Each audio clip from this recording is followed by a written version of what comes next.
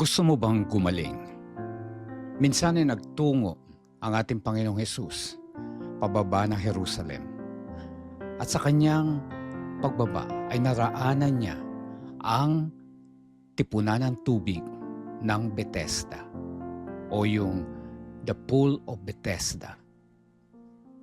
At sa paligid ng tipunan ng tubig na ito ay napakaraming mga tao ang naghihintay, nakahiga, mga may karamdaman.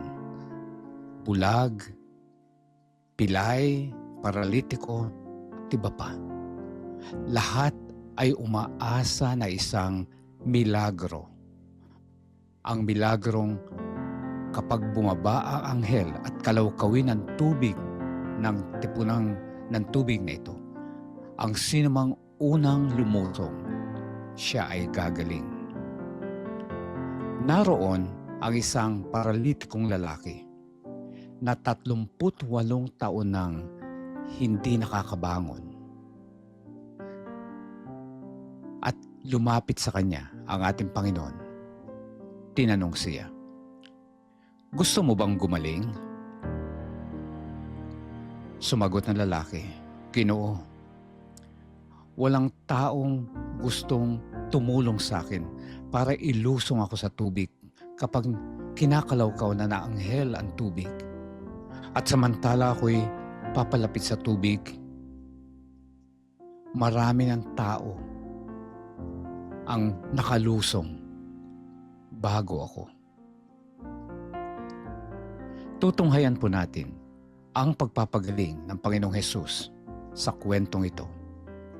Magandang araw po. Ako po si Doc Rome Barrios ng Adventist World Radio. Samahan po ninyo ko dito sa Simula, Usapang Old Age.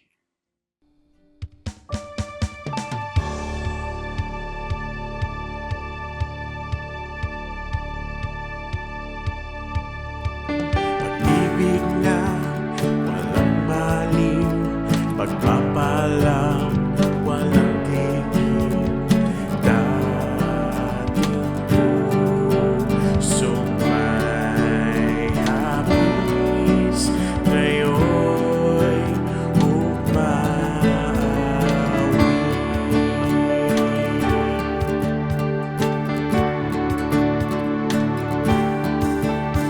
Ang araw mo'y sumikat na, liwanag ay laganap na.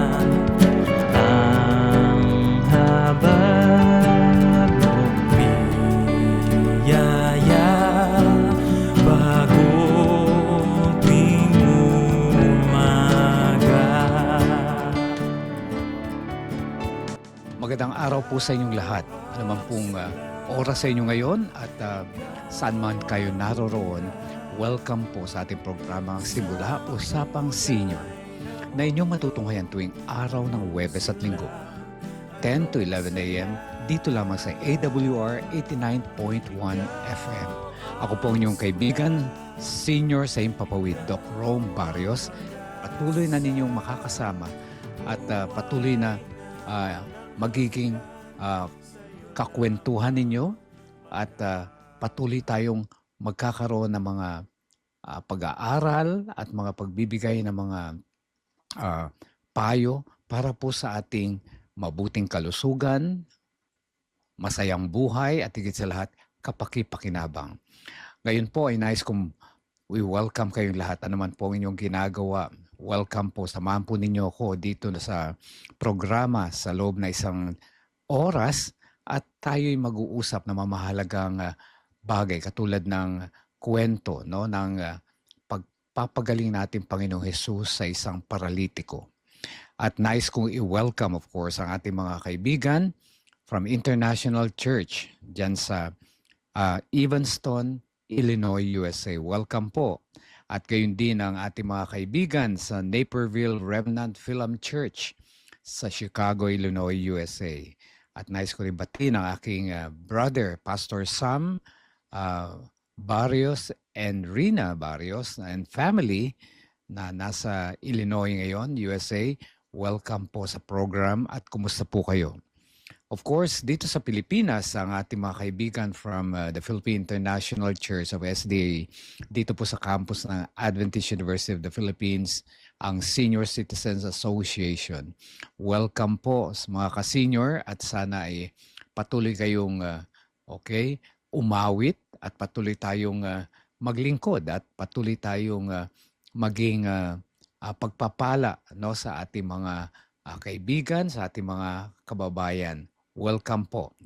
At gayon din sa Morning View Seventh-day Adventist Church dito sa Silang, Cavite. Nais kong i-welcome kayo and thank you for all your prayers and lahat na inyong suporta. And I would like to welcome also and shout out Ma'am Ruth Galang and Henry Galang. Kumusta po kayo?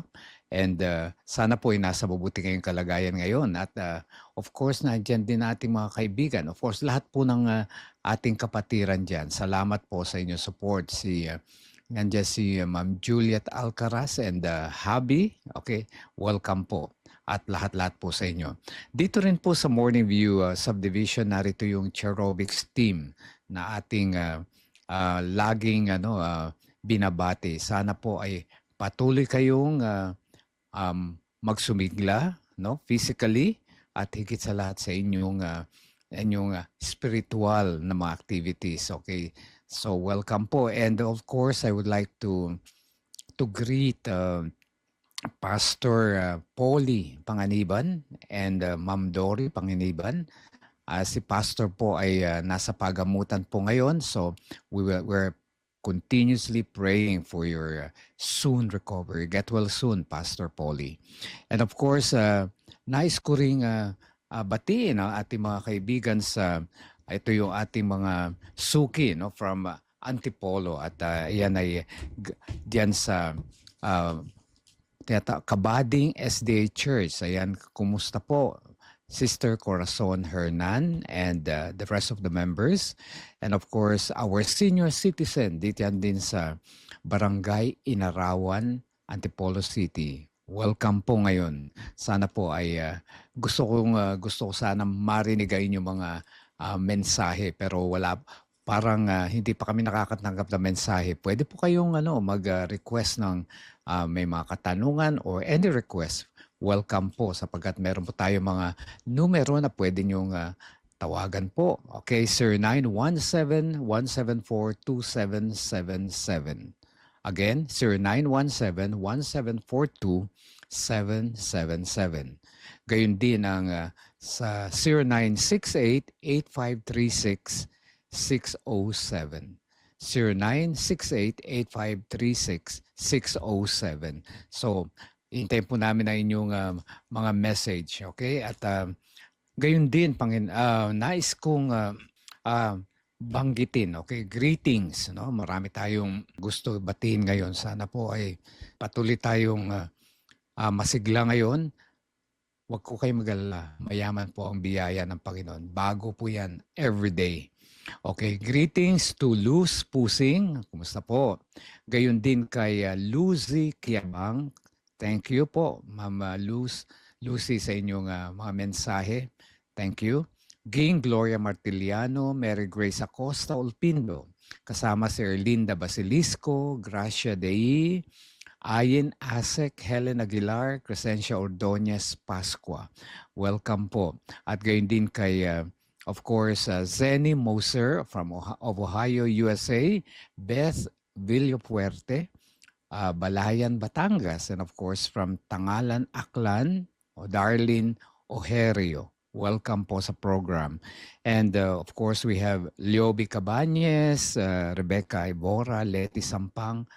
Kumusta po kayo? At sana po ay patuloy kayong magte-text, no? Nais salamat po sa inyong magagandang mensahe sa amin. At gayon din ang kaibigan natin from Canada, Rose Arrogante. Welcome po sa program. And to my friends, Pastor Sam and Beth Castle, welcome. And of course, our friends and members of the Apple of God's Eye Widower and Widows and Widowers Association. Welcome po sa program. And of course, Puting Kahoy Senior Citizens Association. Yan. Dito sa Silang Cavite, ang mga kaibigan natin ng mga purok leaders, of course, nais kong banggitin ang pangalan. Si Liling Lumagda, kumusta po? Absti, si Ma'am Inday Onyate, kumusta po? Remy Bayan, ang ating ding kaibigan na si Eve Alcoriza, si Lailaso, Esther Salazar, and hi to Sir Nimrod Salazar, Mateo Magro, Loida Venosa, Feli De Leon, and everyone. Welcome po sa program. At nice ko rin i-shoutout ang aking BFF friend, no, na si Patrick Gonzales and family. Welcome po sa Simula, usapang senior o usapang old age. At sana po ay ano man ang ating mga sitwasyon ngayon, sana po ay wag tayong magulumihanan. Sabi nga doon, don't let your heart be troubled, sabi sa banal na kasulatan, sapagkat meron tayong Panginoon na nagmamahal sa atin at lagi tayong sinusubaybayan, tinutustusan at pinangangalagaan. Welcome po sa Simula, usapang old age. At ngayon po, meron din pong nais kong ipaalala sa atin na meron tayong Facebook at saka YouTube channels. Please subscribe and of course share and like it, no, para marami tayong makinabang, marami tayong kaibigan makinabang, no, sa ating programa. Kumusta po kayo? At just pag those who would like to visit us, just type Simula, Usapang Senior ni Doc Rome, and you have even the past episodes. Pwede po niyong balik-balikan, lalo na yung mga magandang topics natin na gusto niyong matuto pa at ma-review, no? At ngayon mga ay napakaganda na ating tanong na opening, gusto mo bang gumaling? Napakagandang tanong natin, Panginoon. At obviously, hindi niyo ba naisip na bakit tinatanong pa ng Panginoon? Alam naman niyang may karamdaman. Nakita nga niya nakaratay sa sa kanya higaan. At parang ganun din yung tanong niya kay Adam and Eve, no? Where are you? Where art thou, Adam and Eve? At saka si Eve. Hinahanap niya pero alam naman niya kung nasaan. Dahil gusto ng Panginoon, i-focus natin sa Kanya at manggaling sa atin, no? Anong tawag diyan, yung desire na gumaling. Kaya tinanong niya yung isang lumpo, 30, 80 years na, no, na hindi nakakabangon. Gusto mo bang gumaling? At sino naman ba ang ayaw? At tanda natin, marami tayong magagandang I would say insight dito sa kwento nito, no, na the pool of Bethesda. Ito yung 38 years ng paralitiko. At tingnan natin kung ano yung mga magagandang bahagi o yung mga sinasabi natin na mga leksyon na pwede nating matutunan, no, sa pagpapagaling na ito. So, diyan lang po kayo. At tandaan po ninyo, huwag kalimutang uminom ng tubig.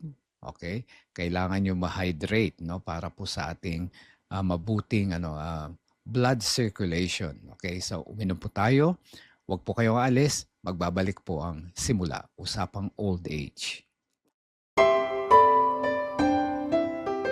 Kung ikaw ay may kahilingan sa panalangin o kung may mga katanungan, tumawag o mag-text sa 0917-1742-777, 0917-1742-777, or sa 0968-8536-607, 0968-8536-607.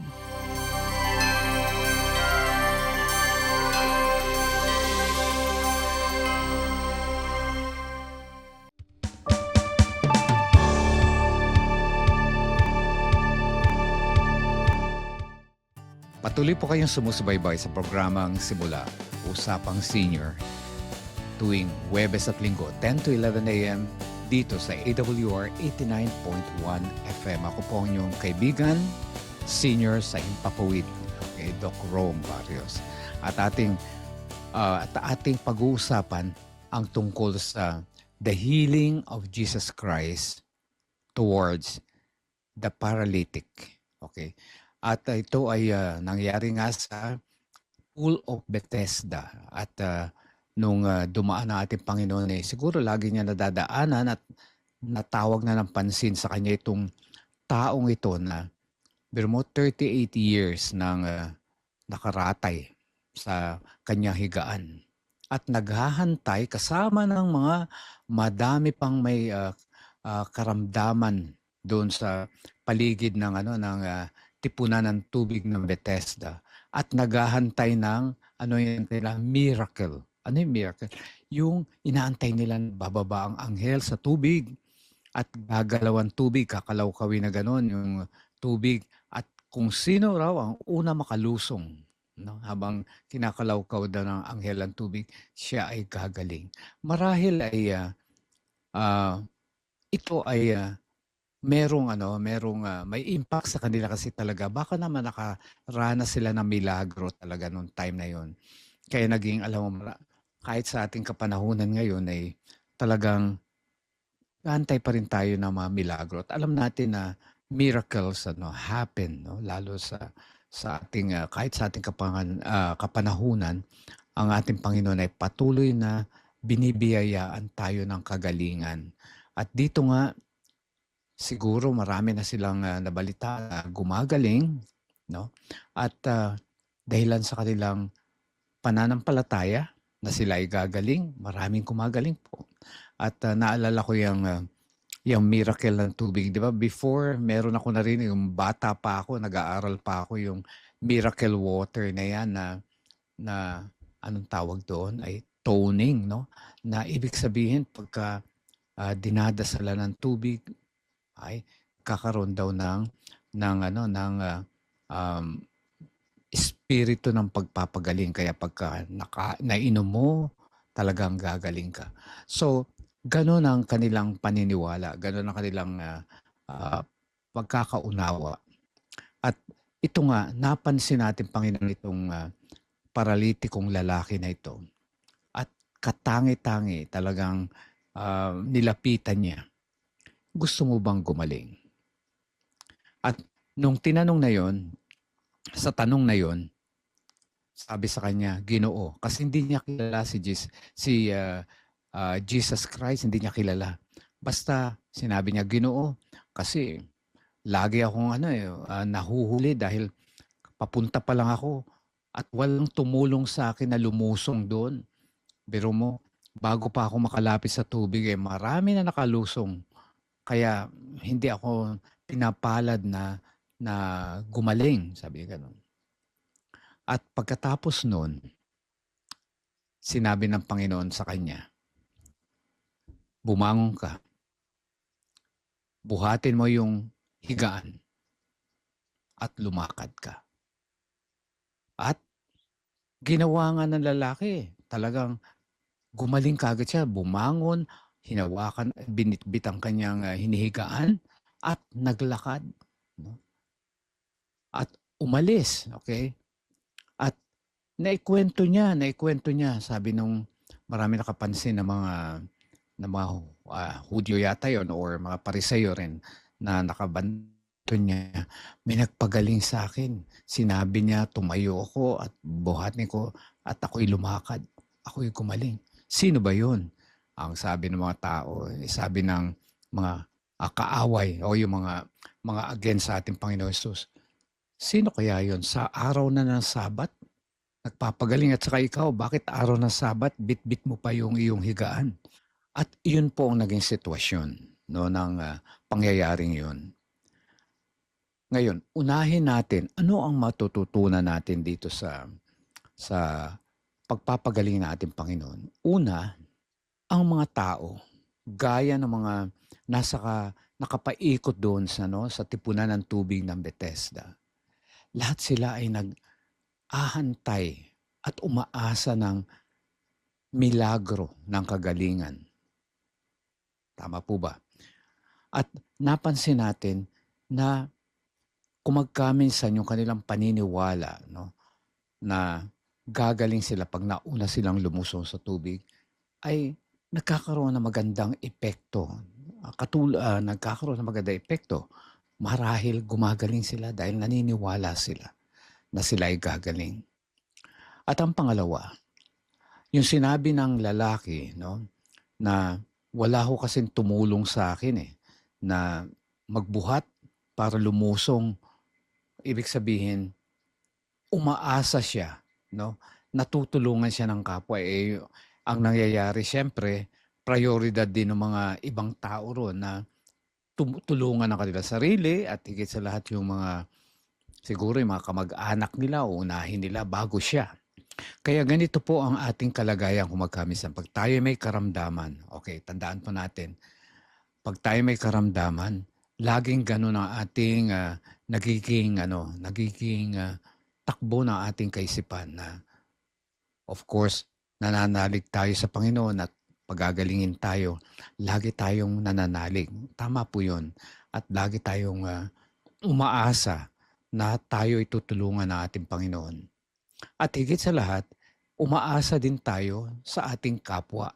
Parang magkaminsan gusto natin siyempre, lahat naman tao ay hindi naman masamang humingi ng tulong. At napakabuti naman talaga ng mga ibang tao, lalo na yung mga mahal sa buhay na gusto tayong gumaling. Subalit may mga prioridad din sila. Okay, nakita natin. At sino ba, okay, ito ang pinakamahalagang tanong sino ba ang walang karamdaman? Kasi ang pinag-uusapan nating karamdaman ay hindi lamang po physical na karamdaman. Tandaan po natin, ang pinakamahalagang kagamutan po yung ating spiritual na kalagayan. Kaya po tayo gumagaling kapag ang ating spiritual na buhay ay matatag at malakas. Kaya po yung mga tao, no, na merong desire na gumaling ay kumagkaminsan nakakatulong po yung positive natin, yung approach and positive thinking, lalo na yung ating pananalig, no, sa Diyos. Kaya hindi po nawawala ang biyaya ng Diyos. Lagi po tayong binibiyayaan ng Diyos ng kagalingan. Pero hindi na-realize na maraming tao na mga may karamdaman na hindi natin kailangan ang milagro o hindi natin kailangan ng mga bagay na mga ritual para tayo gumaling. Ang kailangan lang natin ay ang pananalig sa Diyos na tayo gagaling. Okay? Kung magkaminsan, meron tayong pananalig sa ibang bagay bukod sa Diyos na nakakatulong din yun para tayo ay bumuti. Pero tunay na pagpapagaling ay of course galing sa Panginoon. Kaya dito sa ating kwento, nakita natin na yung tao, no, na gustong gumaling, nagtsatsaga, no, na kahit walang tumutulong sa kanya, pero alam niya one time masiswertehan ko rin na makalusong, tsetsempohan ko na kalawkawin na anghel at ako'y makalusong para ako'y gumaling. Ang 38 years na pagiging paralitiko o lumpo ay napakahirap. Naalala ko, ilang years ba ako nagtrabaho? 30 plus years, no? Ibig sabihin, almost buong panahon ng kanyang buhay, no, ng kanyang buhay ay na-spend sa karamdaman na nakapag siya, ay puro karamdaman ang kanyang naranasan. Kaya napakahalaga yung kagalingan. Nung tinanong natin, Panginoon, gusto bang gumaling? Nako, hindi na kailangan. Pero ang iniisip niya kaagad yung mauna siya para siya gumaling dahil ang pag-aasa niya yung milagro na hindi niya alam sa simpleng salita ng ating Panginoon bumangon ka. Bitbitin mo yung higaan at lumakad ka. Ibig sabihin, dapat ma-realize natin na ang tunay na kagalingan ay nagmumula sa ating Panginoon. Wala tayong kailangang kung magkamisan na requirement ng mga ritual na kailangan lumusong ka pa, kailangan uminom ka pa nito, kailangan ito pa ang gawin mo. Hindi na po. Sa ating Panginoon, pag tayo nananalig at nananampalataya, pagagalingin niya tayo. Ayon sa kanyang kalooban. Kung magkaminsan, ayan, yung kalooban ng Panginoon dapat ang hihilingin natin. Kasi kung magkaminsan gusto natin yung kalooban natin ang masunod. Of course, ayaw ng Panginoon kahit sino sa atin, no, ang mag-suffer. Ibig sabihin, ang makaranas ng mga kahirapan at sa mga pagdurusa at mga karamdaman. Ayan ay, tanda natin ang karamdaman ay sanhi niyan ay ang kasalanan. Kasi umpisa ng tao ay nagkasala, ay nagkaroon na ng tawag nila ay factory defect ang tao. Ibig sabihin, meron tayo mga kahinaan na. At isa rito nga yung karamdaman na kung magkaminsan ay nagiging dahilan na ating pagkamatay. Kaya napakahalaga, no, na isipin natin na kahit isa sa atin po ay hindi dapat, ayaw ng Panginoon, na mag-suffer sa pain or illness at kahit anong karamdaman, ayaw ng Panginoon. Kaya ano ang dapat natin gawin? Una, yung pananampalataya. At ang pangalawa, tandaan nyo, ang pangalawang nakagaling sa tao ay kailangang sumunod. Diba? Inutusan siya natin, Panginoon, bumangon ka. Bitbitin mo yung hinigaan at lumakad ka. Ibig sabihin, meron din tayong gawain, no, na para gawin, no, para gawin at para makaranas tayo ng kagalingan. Tutulungan din po natin na ating Panginoon. Dahil ang Panginoon, hindi po yan master natin. Ano ba yung master na boss natin na sasabihin niya, ito gawin mo, sundin mo ko. Hindi po. Ang Panginoon po ay ang ating partner sa ating buhay. Tandaan natin, wala pong pinipilit ang Panginoon sa bawat sa atin. Dahil ipinagkakaloob ng Panginoon yung kanyang mabubuting mga bagay, o nandyan yung natural remedies sa nature, at bukod doon yung mga payo niya ng pagsunod, no, sa kanyang kautusan para tayo ay hindi mapahamak, para hindi tayo. Kasi po yung ating pagsunod, hindi po yun para sa Panginoon eh. Actually, yung ating pagsunod ay para sa ating kabutihan na ang Panginoon ang nagplano sa atin. Kaya po yung 10 Commandments, okay, yung kautusan ng Panginoon, wag po nating isiping utos, no, na galing sa isang kataas-taasan. Hindi po. Ayan po ay pag-ibig ng Diyos yan. Kapag sinunod natin, magkakaroon tayo ng masayang buhay, matiwasay na buhay, magkakaroon tayo ng kapayapaan, napakagandang resulta po para sa atin. Binigay po yan para hindi tayo pahirapan, okay? Para po tayo ay mapasagana, mapalusog at mapabuti ating kalagayan. Kaya kapag tayo ay masunurin, lalo na sa salita ng Panginoon, sa kanyang mga utos, tayo po ay mananatiling masaya at buhay. Yan. Kaya yon po yung isipin natin na ang karamdaman po ay hindi galing sa Panginoon, kundi galing po yan sa kasalanan o gawa ng ating magkaminsan hindi pagsunod. Kaya napansin ninyo yung pinagaling niyang paralitiko, ikinuwento kasi bahagi yun ng kanyang personal na testimony, di po ba?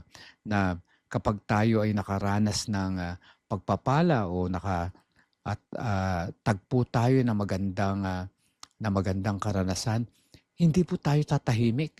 Kailangan po natin ay ibahagi. Kaya hindi niya napigilan yung kanyang sarili na ikwento. Di ba po ba? Ganon. Pag tayo ay masaya at saka naging successful, na ikikwento natin. Ganon din po yun sa ating pagpapagaling. Kaya nung magkita sila, okay, hindi niya kilala ang Panginoon kasi noon dahil tinatanong nga na ng mga Hudyo, sino ba yung nagpagaling sa iyo araw ng Sabat? Masama yun, sabi ganon. Pero nung inengkwentro ng Panginoon, ako ay sumusunod lang sa gawain na aking ama. Oo. At ako ay para lang sa kabutihan, no, ng hindi masama ang gumawa na mabuti kahit na araw ng Sabat. Ayun ang isa sa mga mensahe niya ron. Kaya nagalit lalo ang mga Hudyo, mga kalaban niya, at nagalit sa kanya at inuusig siya. Dahil dalawang kasalanan, lumabag na sa Sabat, at ang pangalawa, blasphemia, inaangkin pa niya na ama niya ang Diyos. Okay. So yun po yung naging kalagayan. Pero ang pinakamagandang itinuro ng Panginoon dito sa lalaking pinagaling niya, sabi niya ganon, tingnan mo, gumaling ka na, sabi niya ganon. Doon lang niya nakilala ating Panginoong Jesus. Di mo? Doon ka na, gumaling ka na. Sana huwag ka nang magkasala muli. O, napakahalaga, no? Ibig sabihin, yung healing na physically na naranasan ng lalaki ay sinisigurado ng Panginoon para hindi ka uling magkasakit, no? O may mangyayari na hindi mabuti sa iyo, huwag ka nang magkasala. Ibig sabihin, gusto ng Panginoon na talikuran na natin ang ating mga kasalanan na kumagkamisa na yun na nagiging dahilan na ating mga karamdaman. Anong ibig sabihin nun? Sa pagsuway natin sa batas ng kalikasan, pagsuway natin sa kautusan natin Panginoon, kumagkamisa nakakaranas tayo. Yun yung mga consequence na tayo ay nagkakaroon ng karamdaman. At tanda natin, hindi lang po physical. Kaya pag tayo po'y pinagaling ng Panginoon, pinagaling po tayo both physically at saka spiritually. Kasi meron mga gumagaling, okay, tanda natin, may pagpapagaling na physical lang. Ibig sabihin, physically, gumaling siya pero hindi niya naranasan yung talagang pagpapagaling ng spiritual na kanyang kalagayan. Ano po yung spiritual? Ayun po yung pagsunod sa Panginoon at hindi na siya gagawa ng kasalanan kahit kailan. Ibig sabihin, huwag mo nang babalikan. Kasi sabi niya sa lalaki, kapag gumawa ka, baka may mas masama pang mangyari sa iyo. Ibig sabihin, gusto ng Panginoon, panatilihin natin ang ating total healing, no? Na hindi na tayo kailanman magiging masuwayin at susundin na natin ang kanyang kalooban. Ayun po yung napakahalaga ritong lesson na pinag-aralan natin dito sa pagpapagaling ng paralitiko sa pool ng Bethesda. Kaya nais nating dapat lagi nating pasasalamatan ng Panginoon na kapag tayo gumaling, ibig sabihin, binibigyan tayo ng muling pagkakataon ng Panginoon na mamuhay ng naayon sa kanyang salita, naayon sa kanyang kalooban, at naayon sa kanyang kautusan. Ayun po ang mahalaga dahil ang healing po ay dapat spiritual. Kaya ilan ang pinagaling ng Panginoon na sabi sa kanya, lalo na yung babaeng inaagasan ng dugo for more than 10 years, sabi ganun, your faith has made you well. Ibig sabihin yung pananampalataya ang nagpagaling sa inyo. Kaya sana po sa ating patuloy na pamumuhay, anuman ang ating karamdaman, physical man o spiritual, tandaan po natin, gusto ng Panginoon na talikuran na natin ang kasalanan sapagkat ayun po yung nagiging source ng ating paghihirap kung magkamisa na ating mga pagdurusa dahil lang po sa kasalanan o anuman po ang dahilan, no?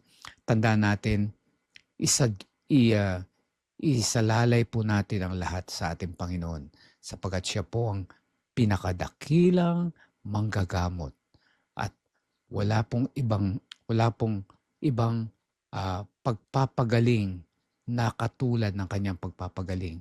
Kapag ang Panginoon pinagaling po tayo, totally po, wala po tayong dapat na pag-alinlangan na gusto rin ng Panginoon na tayo ay magpatuloy sa tamang pamamaraan ng pamumuhay hanggang maabot natin yung tinatawag na kasakdalan o yung status na tayo ay magiging perfect gaya ng ating Panginoon. Kaya ayun po yung nais din ng Panginoon. Kaya po lahat ng bagay, no, na ating tinatanggap, yung ating sinasabi natin na pagpapala, yung kanyang biyaya, mayaman po yan. Huwag po natin sasayangan. Hindi po masasayang yan kapag tayo ay magpapatuloy sa tamang daan o tamang katuwiran, o tamang pag-uugali, tamang karakter, at tamang habit natin para po tayo later on, no, maging katulad natin. Tandaan natin, gusto ng Panginoon na maibalik yung dating kalagayan natin, no, nung simula pa, during creation. Pero dahilan sa kasalanan nga, tayo ay nagkaroon ng depekto yung ating pagkatao, no, yung ating nature, kaya tayo ay nakakaranas sa mga karamdaman. So sana po, tandaan natin, wala pong ibang dakilang manggagamot kundi ang ating Panginoon. Pagpalain po tayo sa ating pinag-aralan ngayon. Magbabalik po ang simula, Usapang Senior. You are now listening to Adventist World Radio, 89.1 FM. Sa AWR 89.1 FM.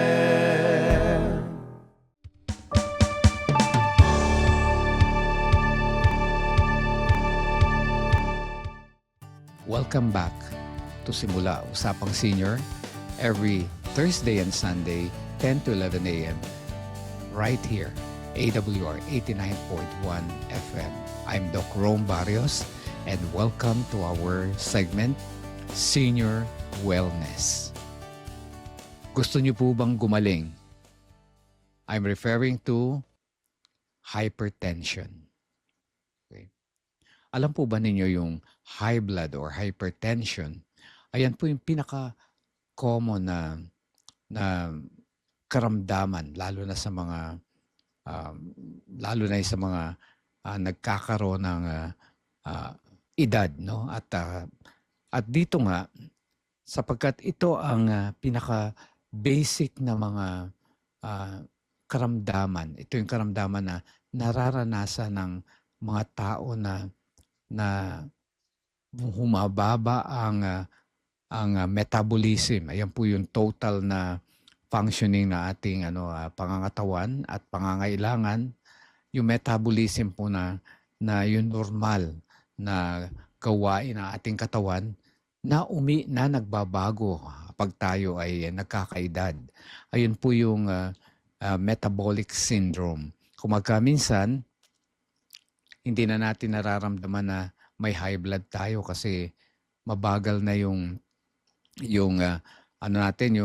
sensitivity sa pain, sa pagkahilo, o hindi natin nararanasan. Maraming tao ang may high blood pressure na mataas, na walang symptoms, no?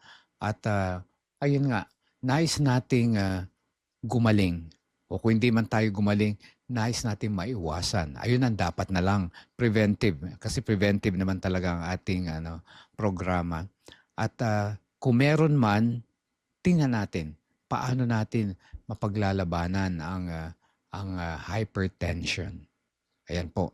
At dito, marami tayong dapat na maintindihan, no, sa hypertension. Ang ating pong, ang sabi universally, ang tamang blood pressure normal, always maintain 120/80 BP. At sinasabi nila na kapag lumampas ka na ng 120, maski 121, tapos naging 81/81, yung 121 your systolic at saka yung diastolic mo ay 80, okay, 80 or 81, ano na rin po yun, pre-hypertension na. Ibig sabihin, elevated na. Kaya kung maaari nga raw po, hindi, yung 120/80, ano na yun eh, elevated na yun. Dapat lower doon. Na yun po yung tamang blood pressure. Should be less than 120/80, less. Kasi pag 120, tapos 121 to 1 higher, ay ano na po yun, elevated na, ano na po yun, pre-hypertension na. Kaya dapat ay lower blood pressure. Yung pre-hypertension, sabi rito, is a warning that one's blood pressure needs attention because having pre-hypertension increases your risk of heart attack or stroke to twice that of someone whose blood pressure is in a healthy range. Okay. So, pababain po natin. Kung maaari, wag natin pabuti na 120. Wag naman pong mababa. Masama naman yon. 120, below 120 and 80/80. Ayun po. At dito nga, tinuturuan tayo na ang number one na nakakakontrol dyan, no, ay yung diet. Okay? Ibig sabihin yung pinapasok natin at saka diet plus of course our habits and of course some factors, no, na medication. Yan po yung dagdag po na ating pag-high blood pressure. Kasi kapag mataas ang blood pressure natin, nai-irritate yung ating mga blood vessels. Ibig sabihin, hindi normal silang gagawa, no, para sa ating buong katawan. Kaya kinokontrol natin yan, no, na para hindi maapektuhan yung buong sistema na ating pangangatawan. At dito nga yung pinakamahalaga ritong isipin natin yung kinakain natin. Ayun po yung source ng blood pressure, high blood pressure, at yung ating ang ating lifestyle, okay, plus other bisyo natin. No, yun po yung dapat natin maunawaan sa high blood pressure. Sa pagkain po, meron tayong tinatawag na DASH diet. Ito yung DASH na dietary approaches to stop hypertension. Ayan po yung universal ano na yan. Plano po yan para sa pag-iwas at paggamot, no, ng mataas na blood pressure. Kaya sabi dito, you can largely avoid blood pressure and all its complications.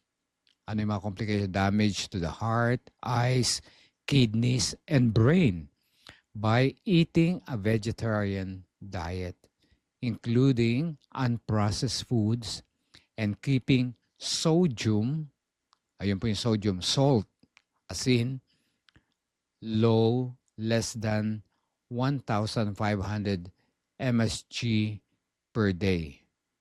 Okay. So, napakahalaga po. Bantayan nyo yung asin. Okay. Dahil ayan po yung nagpapataas ng blood pressure. So, ang DASH diet, diet recommends eating at least 8 to 10 servings of fruits and vegetables daily. Ilan daw? Dapat daw po kumakain tayo ng 8 to 10 servings every day ng prutas at kulay at mga nuts. Okay? Ayun po yung magpapa-normal at magpapa-baba. Wag po mga animal meat. Ayan po yung mahirap na na magpapahirap sa ating dugo, no? Dahil because of the presence of fats at saka maraming mga bagay na hadlang, no, sa pagdaloy ng tamang dugo sa puso, sa lungs, sa utak. Ayan po, napakahalaga yan. So eating a DASH diet, sabi rito, promotes primarily plant-based diet and reduced consumption of meat and other animal foods that have a lot of saturated fats. Thus, this diet is low in saturated fat and cholesterol. Ayun pong iniiwasan para po sa maiwasan ng high blood o para gumaling ang ating hypertension. Dahil ang mga gulay lang ay less ang fats, mababa ang cholesterol, at higit sa lahat, yung saturated fats na yun na nakakabara, no, sa ating mga blood vessels. Kaya ang payo sa atin ay yung plant-based. Sabi rito, this plan emphasizes fruits, vegetables, fat-free or low-fat dairy products, and whole grain products. Ano pa yan? Mga legumes, yung mga buto, and nuts. It allows moderate amounts of skinless poultry and fish for those who want to eat some meat. But it restricts the consumption of red meat. Ayan po, iwasan. Refined foods, sweets, added sugars, and sugar sweeteners, sweetened beverages. Ayan. So, tanggal yung cholesterol, tanggal din yung sugar, salt, at yung fats. Ayun po yung magpapaganda, no, na ating blood circulation. At mabababa kasi ang mga asin at taba ng mga bagay na yun. Lalo na yung mga whole grain. Ibig sabihin yung mga whole grain, yung mga hindi refined, no? Like for example, instead of white rice, red rice ang gamitin, or brown rice or black rice na hindi nag-absorb, na hindi nagiging sugar kagad, kasi mga carbohydrates na yon ay pag kinain natin totally nagiging sugar. Kaya pagka refined at saka yung mga kinakain natin ay hindi gulay, ano po yun, diretso ho sa ating bloodstream. At ayun po yung nakakataas ng ating, pati ng ating sugar level, at saka of course yung ating sodium level. At dito nga, wala tayong dahil kung kailangan rin ng fats, marami naman pong makukuhang fats sa mga halaman, sa prutas, no, like avocado, olive oil, pwede po 'yon. At dapat tama lang po sa tamang amount. So it allows moderate amounts of skinless poultry. Ibig sabihin pati yung mga dairy, no, at konting isda para po sa mga gusto raw ng kumain ng meat. Kaya itong blood pressure natin ay nagiging cause ng ang causes nito ay una, of course, merong tinatawag tayo na sa mga pagkain, no, na nabanggit na mga malulusog, no, dapat nating plant-based, ay kinakailangan din natin samahan ang ating pangangatawan, samahan natin mga bagay, no, nangangailangan bukod sa pagkain. Ang una ay yung regular physical activity. 30 to 60 minutes of moderate activity daily. So, moderate lang. No, hindi po kailangang masyadong nakakapagod, hindi rin masyadong mahirap. Basta moderate, kumilos lang po tayo.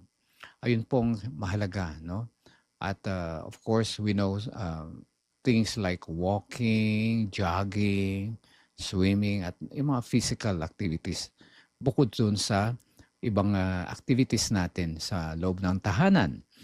Meron ding dapat bantayan natin yung weight o yung excess weight natin. Maging overweight ay dapat po alagaan natin. And then avoiding alcohol. Ayan, alcohol increases blood pressure. Ayan po, malakas po yan, yung alcoholic drinks. Tapos, getting adequate sleep. Ayan.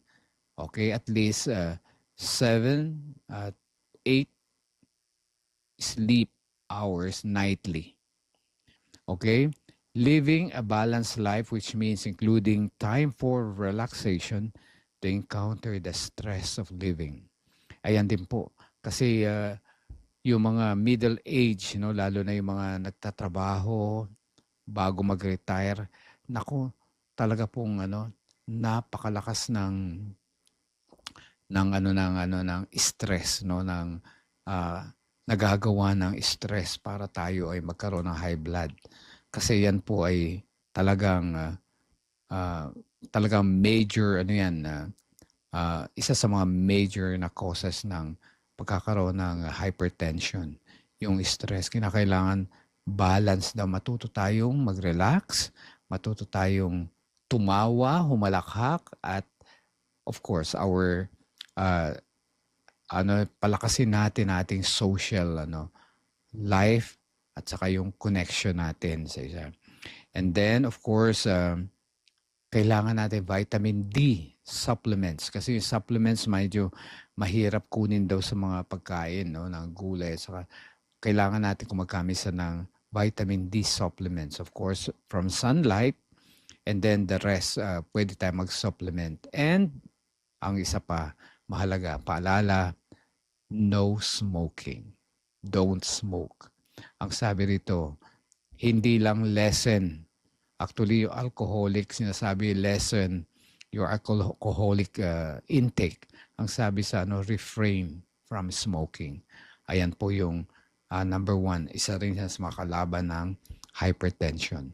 Ngayon, kung meron po kayong mga katanungan at meron kayong mga nais na paglilinaw, pwede po kayong sumulat sa amin para po sa inyong mga katanungan at kung magkaminsan pwede rin ninyong ibahagi ang inyong mga kwento tungkol po sa hypertension.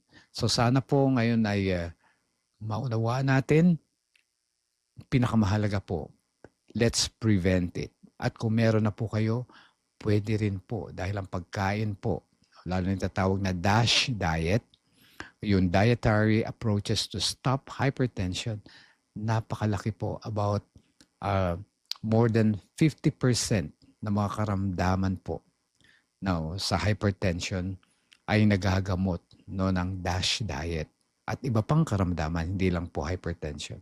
Kaya sana po meron kayong natutunan sa ating pag-aaral ngayon. Diyan lang po kayo magbabalik ang simula, Usapang Senior. Prayer is the key to heaven, but faith unlocks the door.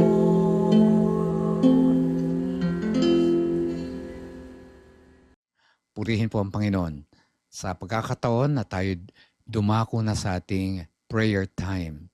At nais po nating unang-una ipahatid ang pakikiramay ng programang ito sa pamilya ni Pastor Israel Andoy. Condolences po para sa pamilya ng mga naulila ni Pastor Israel Andoy. Tayo po ngayon ay mananalangin at patuloy nating idadalangin ang ating mga kaibigan na sa ating prayer list. Okay po? So, nais ko pong hilingan kayo na samahan ako sa isang panalangin. Mapagpalang Diyos na mga pangyarihan sa lahat, purihin ang iyong dakilang pangalan magpakailanman, sapagkat ang lahat ng karunungan at kapangyarihan ay mula sa inyo. Maraming salamat sa panahon na pinagkaloob nyo at muli kaming makalapit sa inyong banal na luklukan. at salamat sa may isang makapangyarihang Panginoon na aming malalapitan sa lahat ng aming mga pangangailangan. Sa oras na ito, Ama, maraming salamat sa buhay at lakas na patuloy ninyong ibinibigay sa amin sa pagkupkop at higit sa lahat sa pagtusto sa lahat ng aming pangangailangan.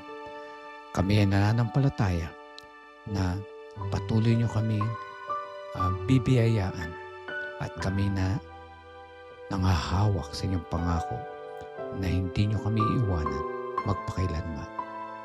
Sa oras na ito, Ama, may kalungkutan kami sa pagpanaw ng aming mahal na Pastor Israel Landoy. Nais po namin idalangin, Ama, ang lahat ng kanyang naulila. Maranasan nawa nila ang inyong patuloy na kaaliwan sa kanila.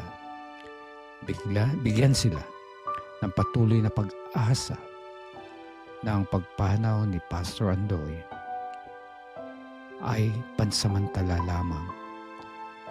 Pansamantalang pagtulog hanggang sa inyong ikalawang pagdating na dala ninyo ang kaloob na pagkabuhay na magmuli.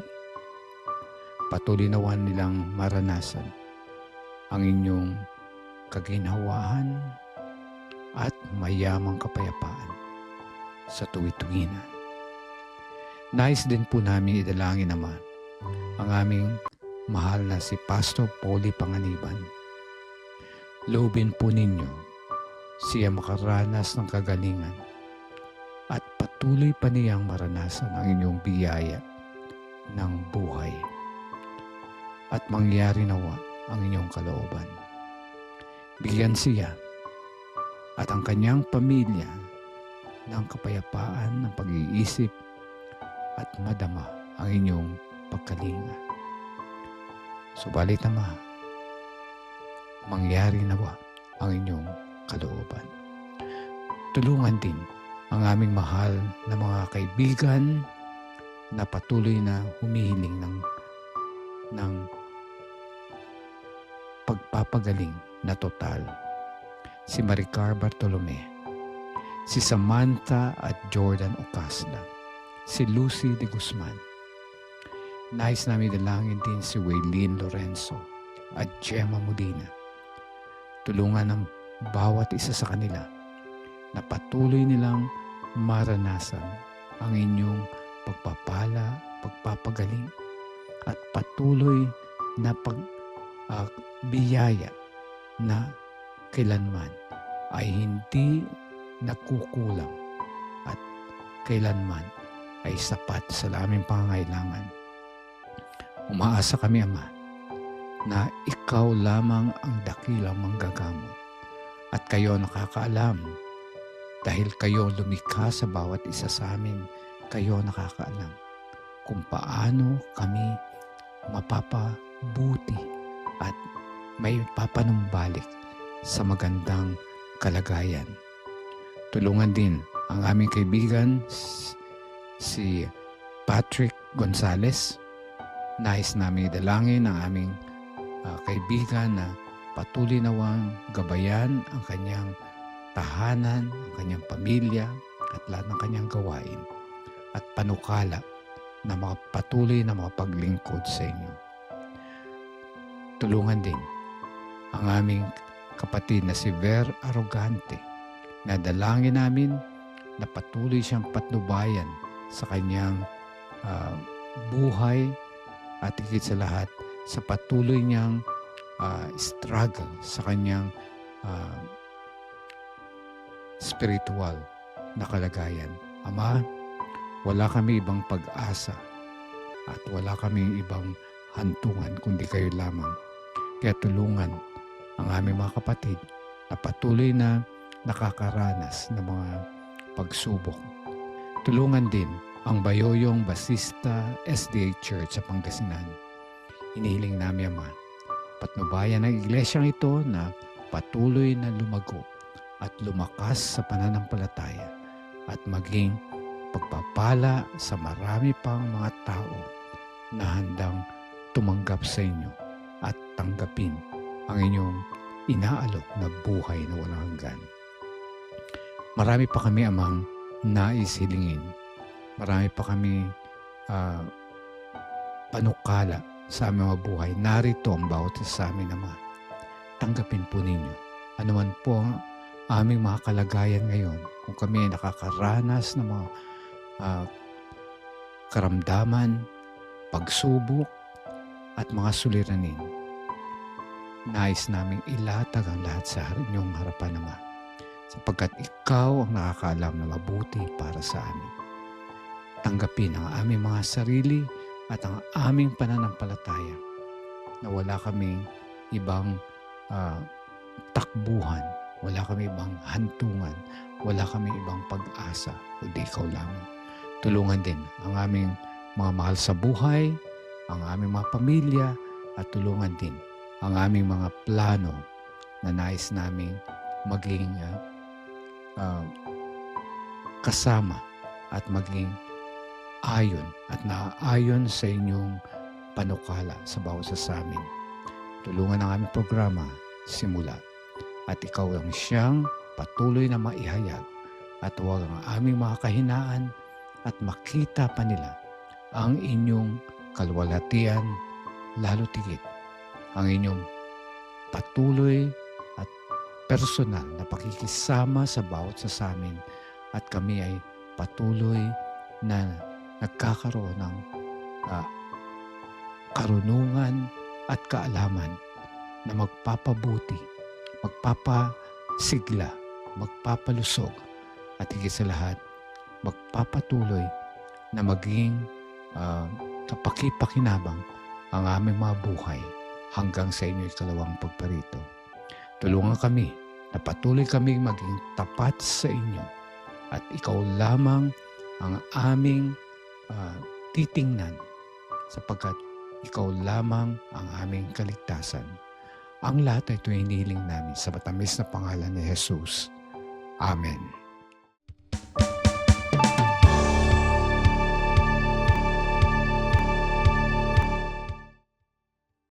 Purihin po ang Panginoon sa panahon ng ating pagsasama-sama sa programang Simula, Usapang Senior. Nais ko pong pasalamatan at palalahanan tayo, no, ng ating Panginoon, ang ating manlilikha, ang nakakaalam ng lahat ng bagay para sa atin.